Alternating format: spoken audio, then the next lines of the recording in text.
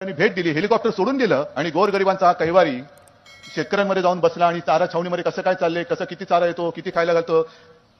मी तिथे चौकशी केल्यानंतर ज्यांची चौकशी शरद पवारांनी केली ते धास्तावलेले होते शेतकरी. म्हटलं का रे बाबांनो, एवढा मोठा माणूस तुमच्याकडे चौकशीला आलात, का तुम्ही धास्तावलात? ते म्हणे साहेब तुम्ही विसरलात, आम्ही नाही विसरणार. म्हटलं का? अहो या काँग्रेस राष्ट्रवादीनी त्यांच्या वेळेला जेव्हा दुष्काळ होता आणि असाच चारा छावण्या होत्या तेव्हा आमच्या गुरांचं शेण सुद्धा खाल्लं होतं, शेणाचा सुद्धा घोटाळा केला होता. म्हणजे मग काय खायचं तुम्ही सोडलं होतं? टॉयलेट मधले पेपर खाल्ले, शेण खाल्लं, सगळं खाल्लं, आयपीएल मध्ये घोटाळा करून ठेवला.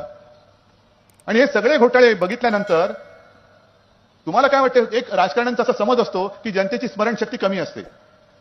खरं म्हणजे राजकारण्यांची स्मरणशक्ती कमी असते, कारण त्यांना असं वाटतं की ही लोक विसरून गेलेत. नाही, विसरले नाहीत कोण. जास्त पाठीकडे जाण्याची गरजच नाही. खरं म्हणजे 5 वर्षापूर्वी या तमाम माझ्या देशातल्या जनतेने काँग्रेस राष्ट्रवादीला लाथा का घातल्या ते आठवा आणि मग आम्हाला विचारा लाज वाटते का.